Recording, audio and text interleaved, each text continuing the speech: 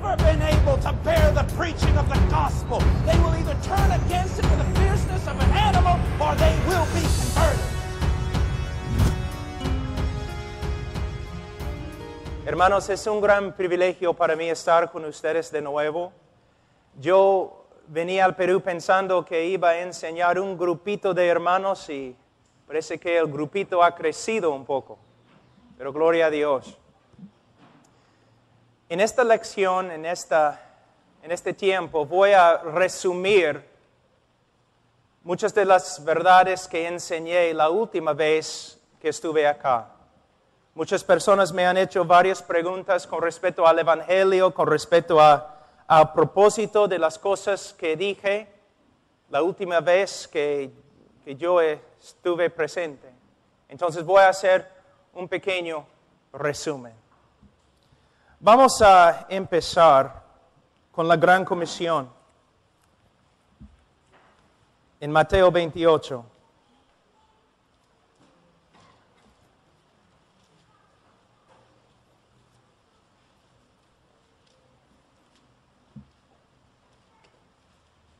En versículo 18, Jesús se acercó y les habló diciendo: Toda potestad me es dada en el cielo y en la tierra. Por tanto, id y haced discípulos a todas las naciones, bautizándolos en el nombre del Padre y del Hijo y del Espíritu Santo. Nosotros tenemos la responsabilidad de ir a todo el mundo y predicar el Evangelio. Pero tenemos que entender lo que es el Evangelio. Y no solamente debemos predicar el Evangelio, sino también tenemos que discipular a los conversos con el Evangelio y todo lo demás que se encuentra en las Escrituras. Muchas personas piensan que la obra misionera es enviar misioneros. No es. La obra misionera es enviar la verdad de Dios a través de misioneros. Podemos tener un montón de misioneros a través del mundo. Podemos tener cualquier cantidad de actividad.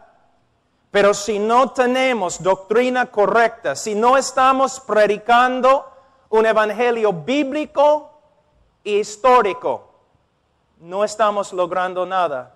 No estamos avanzando el reino de Dios. Voy a decir algunas cosas aquí hoy día y esta semana, y ustedes van a pensar, ¿con qué autoridad dice Pablo estas cosas? Hay un principio de la hermenéutica que es muy importante, que siempre debemos hacer nuestra teología en el contexto de la iglesia. ¿Qué significa? Cuando interpretamos la Biblia, vamos a decir, cuando interpretamos un texto de la Biblia, debemos usar las reglas de la gramática, tenemos que ser creyentes con el Espíritu Santo, por supuesto. Tenemos que considerar el contexto histórico y tenemos que luchar para lograr la interpretación correcta. Pero después de haber interpretado el texto, ¿qué debemos hacer? No somos una isla. La sabiduría no empezó con nosotros, no nació con nosotros y no va a morir con nosotros. ¿Cómo podemos saber de verdad que estamos interpretando la Escritura correctamente? Bueno, primeramente podemos hablar con los hermanos alrededor de nosotros, otros pastores. Pero hay un problema. Si solamente hablo con los pastores norteamericanos, quizás todos nosotros hemos sido influenciados bastante por nuestra cultura. Bueno, entonces también debo hablar con otros cristianos de otras culturas quizás. Sí, está bien, pero hay otro problema. Si solamente hablo con cristianos contemporáneos y si rechazo o no considero la historia de la iglesia, quizás todos nosotros estamos equivocados. Lo más sabio que puedo hacer después de interpretar un texto es comparar mi interpretación con la iglesia actual y también con la iglesia a través de la historia de la iglesia. Y si todas las iglesias a través de la historia del cristianismo están de acuerdo y no estoy de acuerdo con ellos, probablemente yo estoy equivocado. ¿No es cierto? Hay hombres que dicen, bueno, es lo que creo porque es lo que dice la Biblia. No es lo que dice tu interpretación de la Biblia. Tú tienes que interpretar la Biblia, pero también tienes que comparar lo que has encontrado con los demás cristianos a través de la historia de la iglesia. Es el trabajo de un teólogo, es el trabajo de un pastor. Estudiar. Tengo una pregunta. No estoy esperando ninguna respuesta, es una pregunta. Pastores, ¿cuánto tiempo están estudiando la Biblia cada día? No solamente para preparar mensajes, sino para crecer en el conocimiento de Dios. Hay muchos que van al seminario, a un instituto bíblico, y después de graduarse del seminario ya tienen toda la verdad y no tienen que estudiar más. O solo tienen que estudiar para crear y formar sermones. Hermanos, la Biblia es tan pequeña. El conocimiento de Dios que Él nos ha dado a través de su Biblia es tan limitada que podemos alcanzar todo lo que Dios tiene para con nosotros en 3 años en un instituto. Y muchas veces también salimos creyendo lo que el instituto nos enseñó. Pero no hemos pasado horas y horas y meses y años escudriñando las Escrituras para aprender lo que verdad nos enseña. En el día de hoy, casi la mayoría de los problemas que encontramos en cristianismo tienen una sola fuente. Los obreros de Dios llenan sus vidas con actividad y ministerio, pero no pasan tiempo con el Señor en la palabra del Señor. Muchas veces somos como loros, repetimos lo que hemos escuchado de otros, en vez de escudriñar las Escrituras para ver si es así. Hermanos, mira, lo único que tenemos es la palabra de Dios. No podemos pelear contra el diablo, no podemos pelear contra el mundo, no podemos pelear contra la depravidad del hombre con opiniones nuestras y contemporáneas. La única arma que tenemos es la palabra de Dios y tenemos que estudiarla y usarla. Los hombres que han tenido, a través de la historia de la iglesia, los hombres que han tenido el impacto más grande han sido hombres que estudiaron la palabra de Dios horas y horas cada día. Y tú dices, sí, por supuesto, los teólogos, no. Hudson Taylor, de China, conocido como quizás el misionero más importante y exitoso en la historia de misiones modernas. Su fuente, la fuente de su éxito, la fuente del poder de Dios en su vida, su estudio de las Escrituras. Me mudé hace 1 año y medio a Alabama, de Illinois a Alabama, al sur de mi país, buscando una sola cosa. Yo tengo 3 hijos. Su necesidad más grande es la verdad de Dios. Me mudé, busqué una iglesia donde el pastor, su trabajo principal es estudiar la palabra de Dios todos los días. Hay una regla. Él no debe estar en la iglesia ministrando, haciendo un montón de cosas. Nosotros necesitamos un hombre que cada domingo en la mañana y cada domingo en la noche va a pararse ante miles de personas y predicar la Biblia. Porque ha pasado 20, 30 horas en el estudio de la Escritura. Necesitamos la palabra de Dios. Pero la mayoría de los pastores en el día de hoy están corriendo por todos lados. Los que trabajan en misiones, los que tienen ministerios, todos están ocupados haciendo un montón de cosas. Pero ¿qué necesita la gente? Necesita la palabra de Dios. Y si la gran comisión va a avanzar a través de hombres y mujeres que conocen a Dios a través de su palabra, que conocen muy bien lo que es el Evangelio y lo prediquen bíblicamente y claramente. Es un llamado a dejar a un lado todas las actividades y dedicarnos al estudio de la palabra de Dios. ¿Para qué? Cuando abremos la boca para testificar, cuando abremos la boca para aconsejar, la palabra de Dios salga y no las opiniones de los cristianos contemporáneos llenos de psicología y no de la palabra de Cristo. Ahora, el Evangelio. Tenemos que predicar el Evangelio, por supuesto. Una vez, algunos profesores doctorados me invitaron a un seminario y me dijeron, Pablo, nosotros quisiéramos que tú entrevistes 18 hombres que van a salir con su maestría. 18 hombres que van a salir con su maestría. Una sola pregunta. Pregúntales qué es el Evangelio.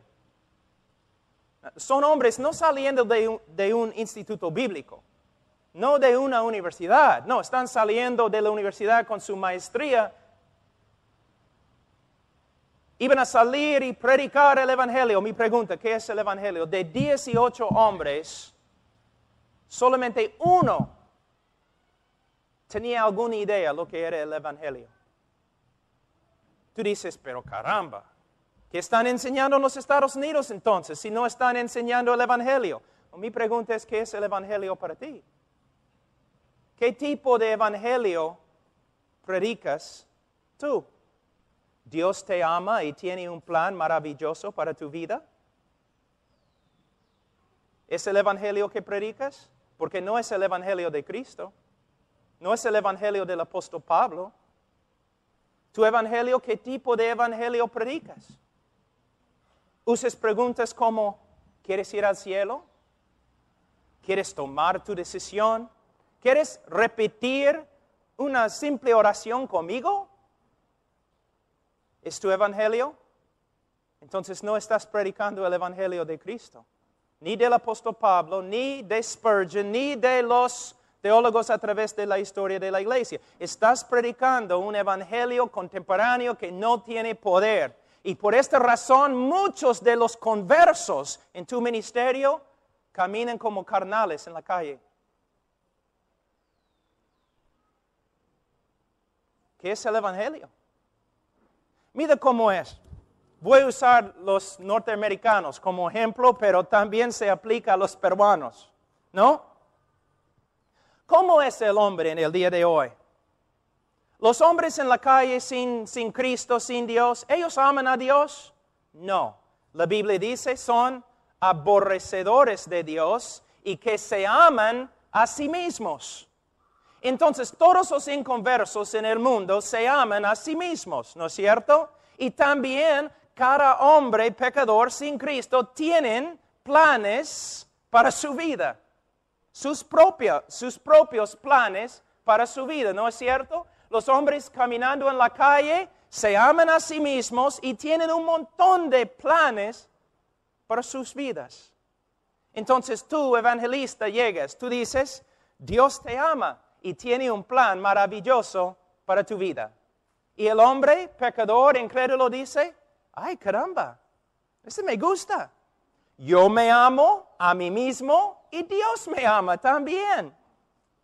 Yo tengo planes maravillosos para mi vida y Dios también tiene planes maravillosos para mi vida. Entonces yo lo acepto. ¿Qué tengo que hacer? O solamente tienes que repetir una sencilla oración. ¿Es todo? Sí. ¡Ay, caramba! Sí. ¿Dónde? Ya, yo voy a repetir la oración. Vamos. Ese no es el Evangelio. No tiene nada que ver con el Evangelio. No se encuentra en la historia de la iglesia. Es una cosa que básicamente proviene de los Estados Unidos, del siglo pasado. Una creencia fácil. Un evangelismo superficial. En vez de decir a la gente, en vez de proclamar el Evangelio, en vez de clamar, el hombre tiene que arrepentirse y creer. Nosotros simplemente decimos, ¿quieres tomar tu decisión? Solamente demora 5 minutos. ¿Quieres recibir a Cristo? Cristo vino a Israel. Dice, el tiempo se ha cumplido, el reino de Dios se ha acercado. ¿Quién quiere pedir que yo entre en su corazón? No. Por eso, arrepentíos y creed el Evangelio. Hemos tomado el glorioso Evangelio de Dios y lo hemos reducido a un rito. Aquí en Perú, la mayoría se cree salvo, ¿por qué? Porque fue bautizado como niño, ¿no es cierto? La mayoría de los católicos, yo soy salvo, ¿por qué? Yo fui bautizado como niño. Y los evangélicos dicen, ¡qué herejía! Pero los evangélicos son igual. Nosotros a veces somos iguales. ¿Vas a ir al cielo? Sí. ¿Por qué? Tomé mi decisión. Oré para que Cristo entrara en mi corazón. De nuevo, tal lenguaje no se encuentra en la Biblia, tampoco se encuentra en la historia de la iglesia, tampoco se encuentra en las prédicas de los hombres que nosotros mismos reconocemos como los grandes evangelistas. He tomado mi decisión. La mayoría de las personas están confiando en una decisión y la sinceridad que tenían cuando tomaron su decisión, en vez de confiar en Cristo y mirar a Cristo. Otro problema de que hablé la última vez, la idea de qué es un creyente. ¿Qué es un creyente? ¿Cómo debe portarse un creyente? La Iglesia Católica asume, fíjate, la Iglesia Católica asume que todos sus seguidores son creyentes. Todos los que son católicos son creyentes, son salvos. Nosotros hacemos lo mismo. Todas las personas que han tomado una decisión con nosotros, nosotros decimos creyente. Y si vive en carnalidad en el mundo, decimos que es simplemente un cristiano carnal. Y usamos un solo texto en la Biblia, en 1 Corintios 3, para justificar lo que decimos. Así es un creyente, vive como el diablo, pero es hijo de Dios. ¿Por qué? Hizo su decisión conmigo. En la Biblia, en la historia de la iglesia, uno puede tener la confianza de que es cristiano, no simplemente porque hizo su decisión, sino la Biblia dice, el que comenzó en nosotros la buena obra la perfeccionará. Y la evidencia de que somos creyentes es el fruto que llevamos. ¿El cristiano peca? Sí. ¿El cristiano lucha contra el pecado? Sí. ¿Un cristiano verdadero puede caer? Sí. ¿Un cristiano verdadero puede vivir en carnalidad toda su vida sin la disciplina del Señor? Absolutamente que no. No es una enseñanza de la Escritura. Uno de los más, si no el más famoso evangelista en todo el mundo, que supuestamente ha tenido millones y millones de conversos a través de sus campañas evangelísticas, él mismo dijo, si solamente 5% de todas las personas que han tomado decisiones en mis campañas son creyentes, voy a estar feliz. ¿Pero qué decimos nosotros? Tuvimos una campaña evangelística. Yo recuerdo una vez, hermano Zacarías, vino a mi hermano Ernesto Zacarías, años atrás, enojado. Dijo, nunca voy a tener una campaña evangelística en mi iglesia, jamás. Hermano, ¿por qué? Eres el hombre más evangelístico que conozco. Él dijo, porque tuvimos una campaña con un evangelista y como 100 personas recibieron a Cristo y ninguno de ellos llegó a la iglesia domingo. Pero yo puedo asegurarte que el evangelista se fue a otra iglesia diciendo, el Señor me usó grandemente la semana atrás. 100 personas se convirtieron, pero nadie puede encontrarlos. Mira cuán superficial es nuestra manera de evangelizar. O yo escucho evangelistas a veces diciendo, ahora es el tiempo de invitación, nadie debe moverse, todos deben mirarme, tú puedes interrumpir la obra del Señor, tenemos que estar allí callados, si no vamos a causar problemas y nadie va a recibir a Cristo. ¿Cuántos quieren a Cristo? Levantan la mano, yo veo tu mano, pasa adelante. Hacemos un montón de cosas que no se encuentran en la Biblia. El resultado, podemos escribir en nuestros informes que un montón de personas se han convertido, pero no podemos encontrar ninguno de ellos. O de 100 hay uno. O como pastores, nosotros decimos, ¿quién quiere recibir a Cristo? Una persona levanta la mano, pasa adelante y sin aconsejar, o después de aconsejar 5 minutos, decimos a toda la congregación, hermanos, mira, un nuevo hermano. ¿Cómo lo sabes? ¿El Señor ha hablado contigo personalmente? ¿Cómo sabes que esta persona se ha convertido? Después de aconsejar a la persona 5 minutos, como el Papa, lo declaramos salvo y jamás hablamos con él, nunca más hablamos con él acerca de su salvación. Y si sale y vive como el diablo, decimos, mira, eres cristiano, debes vivir de otra forma. ¿No sería mejor, si una persona pasa adelante, no sería mejor decir, gloria a Dios, parece que el Señor está obrando? He hablado algunos minutos con nuestro amigo aquí y él ha confesado a Cristo como su Señor y Salvador. Si de verdad ha creído en Cristo, es salvo.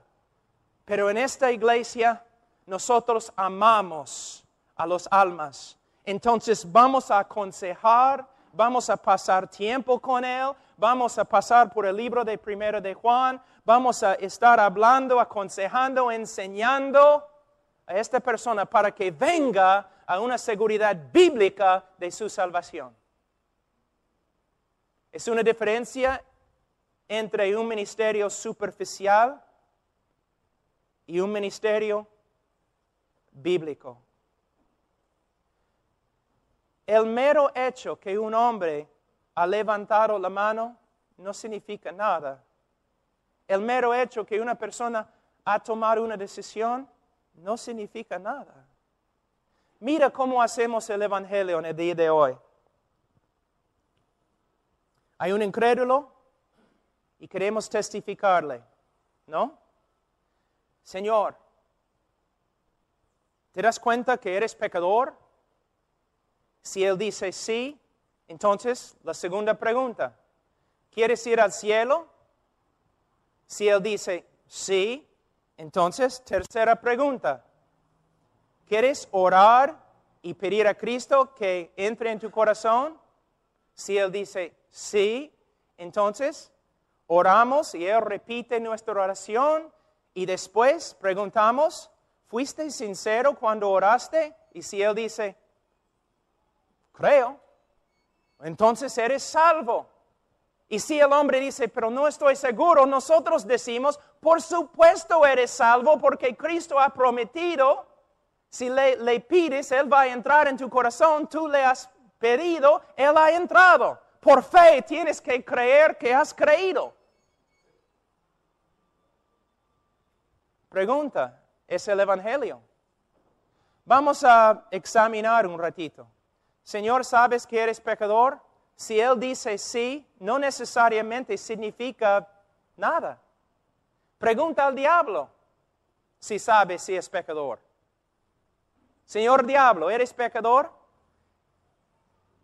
Soy el mejor pecador, el peor pecador.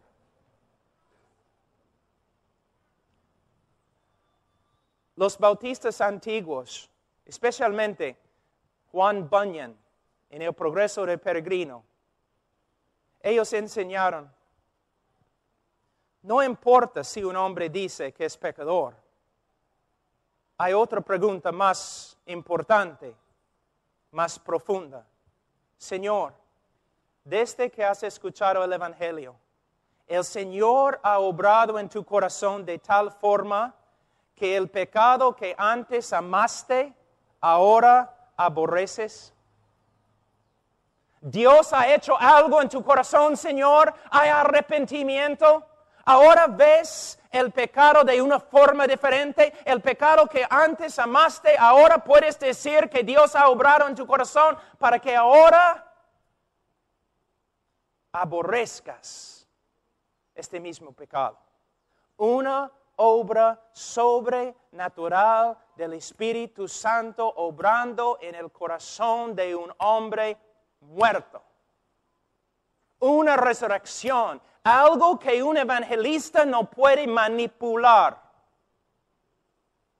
Una obra que no requiere canciones especiales o luces bajas. Señor, ¿qué ha hecho Dios a ti? ¿Te ha dado un corazón nuevo? ¿Un corazón que tiene vergüenza del pecado? ¿Un corazón quebrantado? ¿Un corazón ahora que aborrece el pecado que antes amó? Si una persona dice, sí, soy pecador, preguntamos, ¿quieres ir al cielo? ¿Y quién no? Una vez una persona te ha dicho, no, me gustaría ir al infierno. Hermanos, todos quieren ir al cielo. Todas las teorías del gobierno, teorías económicas, sociales, tienen que ver con el deseo del hombre de ir al cielo. Hermanos, en las Filipinas, en las islas, allí en Asia, una vez yo estaba ahí y después de cosechar el arroz, los campesinos también en el norte acá, ¿no? Especialmente en la selva, departamento Amazonas, cuando cosechan el arroz, ¿qué hacen? Prenden fuego al campo, ¿no es cierto? Van a quemar todo el campo. ¿Y qué pasa cuando el campo se quema? Las víboras salen rápidos, ¿no es cierto? Pero cuando salen todavía son víboras, no han cambiado. Si tú preguntas a un hombre, ¿quieres ir al cielo? El peor hombre del mundo, el hombre más egoísta del mundo va a decir, por supuesto, porque quiero lo mejor para mí. Yo no quiero sufrir, yo quiero estar en un lugar lindo, hermoso. Entonces, cuando tú preguntas a una persona, ¿quieres ir al cielo? Y si él dice sí, no significa que Dios ha obrado en su corazón. Solamente quiere salvar su propia piel.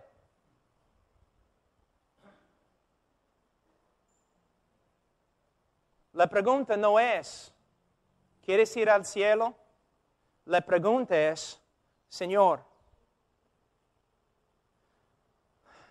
¿ha obrado Dios en tu corazón de tal forma que ahora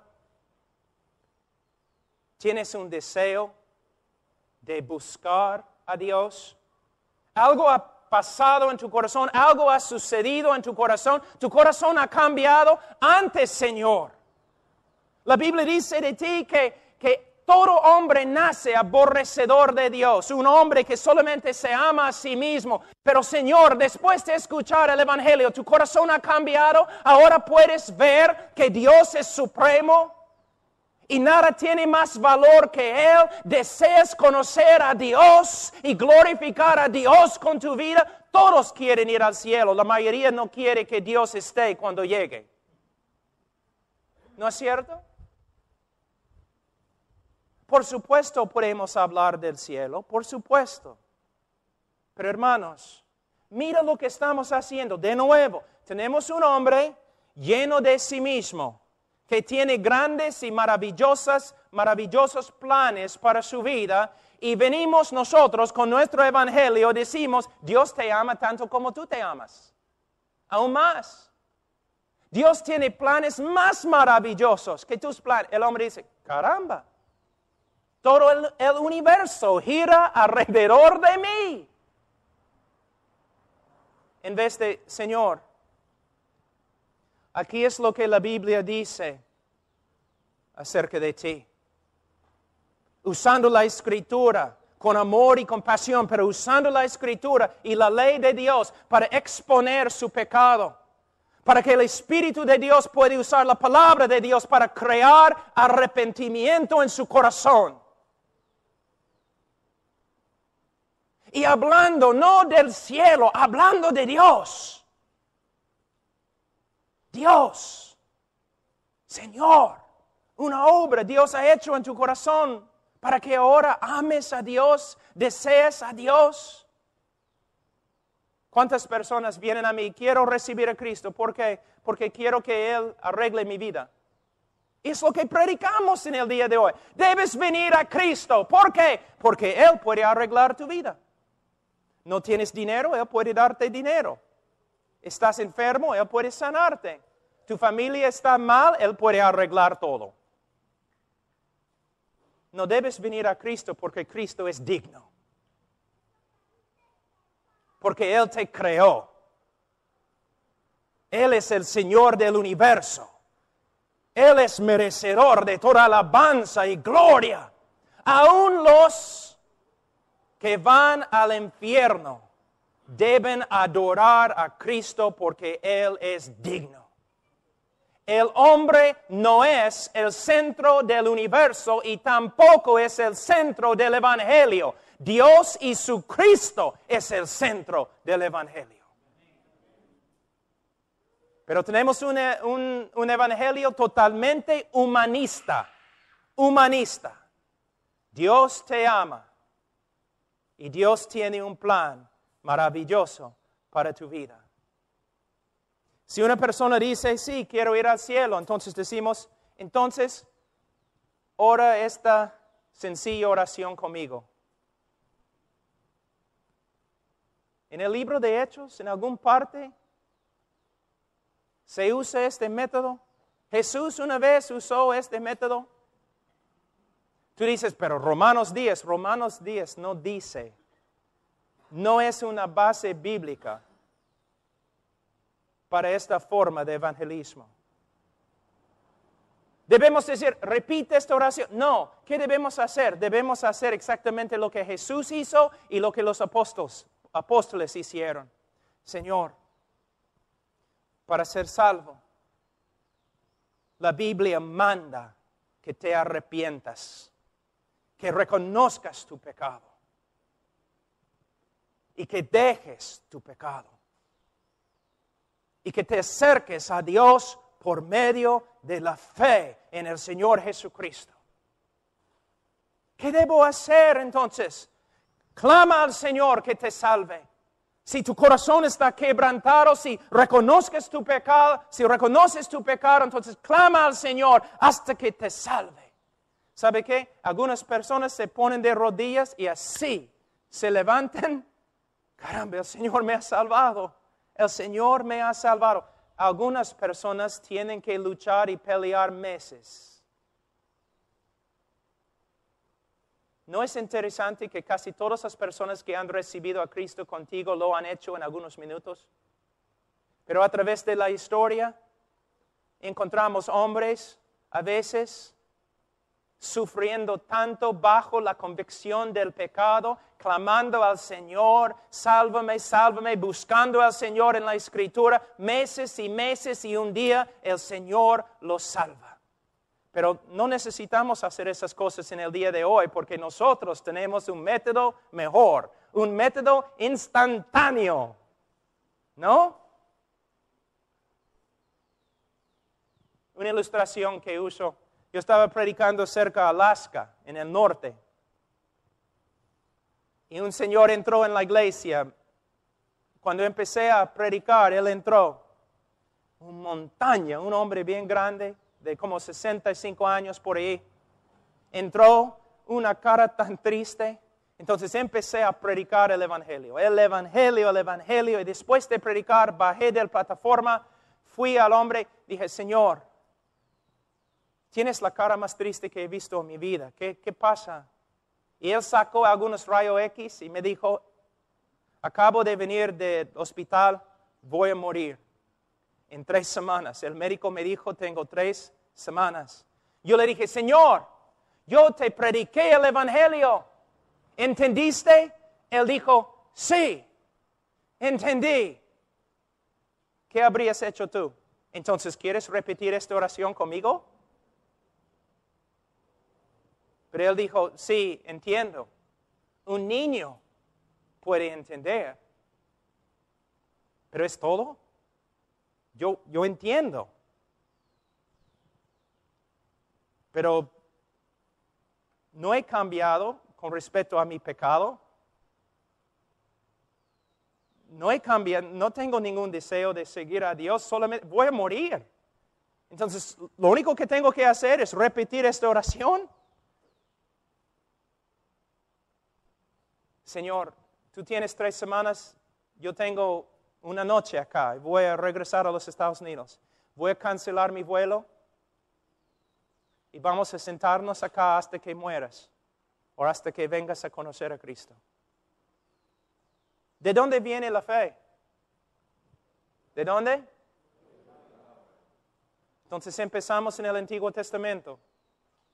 Promesa tras promesa tras promesa. Romanos 1 a 3, capítulos 1 y 3, hablando del pecado y la seriedad del pecado como una abominación ante Dios. Poco a poco, el hombre dice, sí, veo mi pecado. Soy un hombre horrible. Siempre he sido un hombre muy físico. He golpeado a otros hombres. Puedo ver mi pecado ante Dios. Ya, continuamos. Más y más y más. Promesa tras promesa. Después de algunas horas, yo le dije, Señor, una vez más, vamos a leer Juan 3:16. Y él dijo, bueno, está bien. Entonces empezó a leer así con la Biblia, ¿no? Sobre sus rodillas, leyendo, y él dijo, bueno, porque de tal manera amó Dios al. De ahí empezó así, a temblar. Oh, Pablo, mis pecados no hay. Señor, me perdonó. Me ha dado vida eterna. Voy a morir, pero no voy a morir. Voy a ir al cielo. El Señor me ha salvado. Yo le pregunté, ¿cómo sabes, Señor? Y él dijo, Pablo, ¿nunca has leído este texto? ¿Qué pasó? Yo te digo lo que pasó. Lo que no puede pasar en tu ministerio. El Espíritu Santo, después de horas y horas en la palabra de Dios, viendo la gravedad de su pecado, la grandeza de la salvación de Cristo, poco a poco el Espíritu Santo comenzó a cambiar su corazón. Una obra sobrenatural. Yo no tenía que decirle, eres salvo porque repetiste una oración. El Espíritu Santo le dijo, eres salvo por medio de la palabra de Dios. Si tienes un método de evangelismo, un libro que dice método de evangelismo, para mí va a la basura. Método de evangelismo. Métodos. ¿Por qué necesitamos métodos? Porque no tenemos el poder de Dios. Y no tenemos el poder de Dios porque estamos usando métodos y nos hemos olvidado de la palabra de Dios. Los fariseos usaron la palabra de Dios para hacer a sus discípulos. Pero Jesús dijo que sus discípulos eran hijos del infierno. ¿Cuántos de nuestros discípulos son nada más que hijos del infierno? Se dicen creyentes, pero nunca viven como creyentes.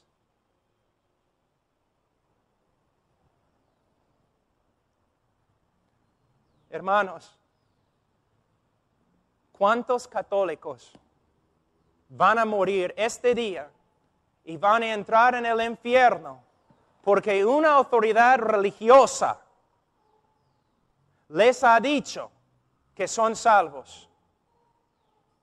Otra pregunta, ¿cuántos evangélicos van a morir y van a entrar en el infierno porque una autoridad evangélica les ha dicho que son salvos, pero el Espíritu Santo, a través de la palabra de Dios, nunca confirmó su obra en su corazón?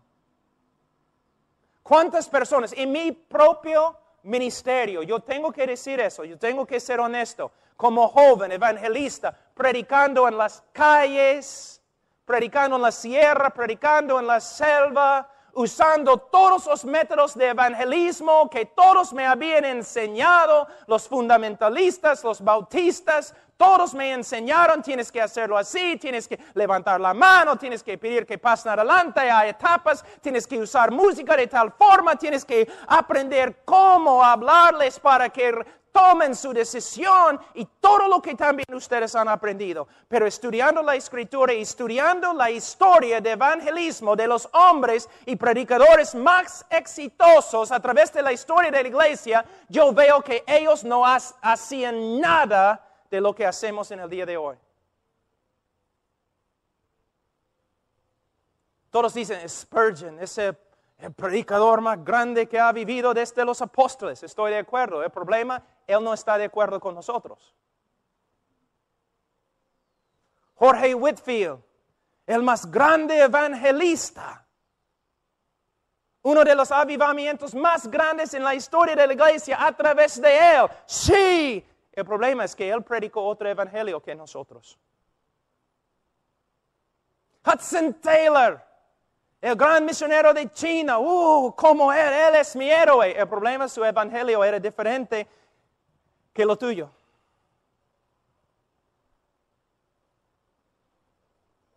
Jorge Mueller, el hombre de fe en Inglaterra, él ayudó 10,000 huérfanos. Quiero ser como él. El problema es que su evangelio no era como nuestro evangelio en el día de hoy. Guillermo Carne, el padre del movimiento misionero moderno. India. Nosotros trabajamos con la primera iglesia que él fundó en India. Quiero ser como él, pero hay un problema. Su evangelio era diferente que el evangelio que predicamos en el día de hoy. Era un evangelio basado en la palabra de Dios. Un evangelio que no podía avanzar por medio de métodos de manipulación y psicología. Era un evangelio que dependía totalmente del Espíritu Santo. Si el Espíritu Santo no regenera tu corazón, yo no puedo hacer nada contigo. Yo solo puedo predicar. A veces, hermanos, la manera en que yo he predicado antes, cuando yo era joven, como un payaso. ¿No? Un montón de en una campaña, vamos a tener un montón de cosas para atraer a la gente, vamos a tener payasos, vamos a tener música, vamos a tener cantantes especiales y vamos a tener predicadores elocuentes y todo lo demás. Todo eso no puede levantar a los muertos. Y los hombres incrédulos son muertos. Ahora, ¿cómo veo la prédica evangelística? Como Ezequiel. Ezequiel, estos huesos vivirán. Tú sabes, Señor. Yo voy a profetizar.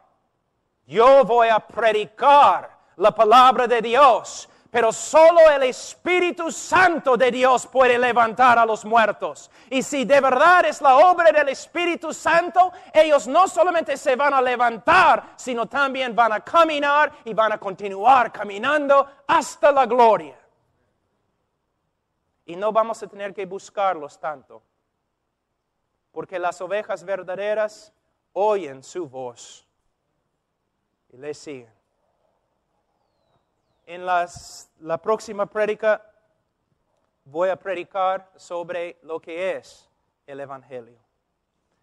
Oremos, hermanos. Padre Santo, te doy gracias por este día, por los hermanos que han venido. Te doy gracias, Señor, por tu palabra. Señor, ayúdanos a entenderla. Predicar un evangelio puro, limpio, bíblico, histórico. Y Señor, use el evangelio para levantar a los muertos, para llamar tu pueblo. En el nombre de Cristo Jesús. Amén. You were made for greater things than these. The child is the king, nothing on this earth.